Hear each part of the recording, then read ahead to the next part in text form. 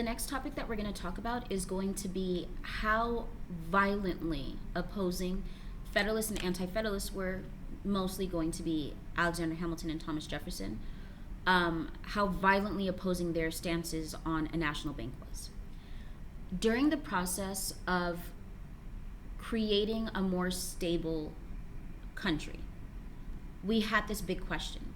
How are we going to pay back debt? How are we going to pay taxes? How are we going to collect any money from any state in order to make sure that the United States is constantly advancing and moving forward?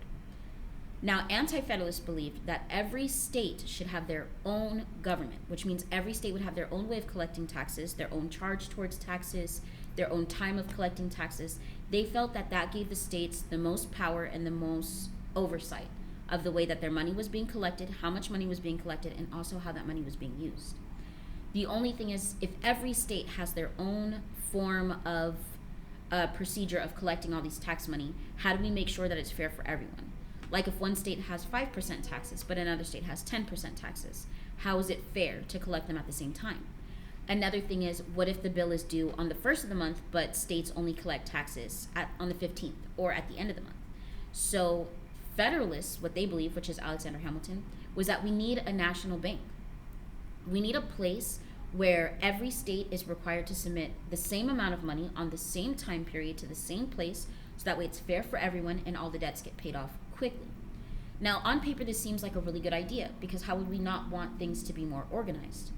However, the only way the national bank could be created is if we assume the debt of every state. Now, assuming the debt also sounds like a really good idea. The debt no longer belongs to the state, it belongs to the government. But then we have to break down, what does assuming debt mean? When a government assumes state debt, what this actually means is the government is saying that singular state is no longer solely responsible for paying back that debt. The government will say that the debt belongs to the country, not a state. So every state in that country is responsible for paying back that taxes. That's the same thing as saying there's me and another person, and I didn't spend any money, but this other person spent $150. If we were to say every state is responsible for paying back their own debt, that's an Anti-Federalist view.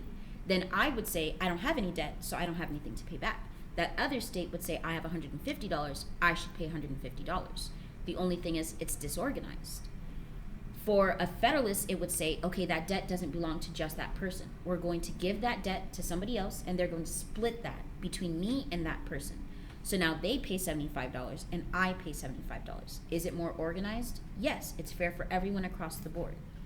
Does it make it easier to collect the debt? Yes, because we know exactly how much money every state is giving because it's the same amount. The only thing is it really fair? If I didn't owe any original debt, why is it now my responsibility to pay somebody else's debt? This becomes the big argument with the national bank. Alexander Hamilton is a Federalist. He firmly believes that a national bank has to be created in order for us to stabilize our economy and in order for us to pay back our debt from the American Revolution, because the debt from the American Revolution is not our responsibility. Thomas Jefferson, who is an Anti-Federalist, firmly believes that because he did not, or the South, people in the South, did not have debt that they had to pay back, that it's not fair to tell them that they are now responsible for another state's debt. They get into this very big argument, and Thomas Jefferson asked Hamilton, prove that this is the best possible thing for the country.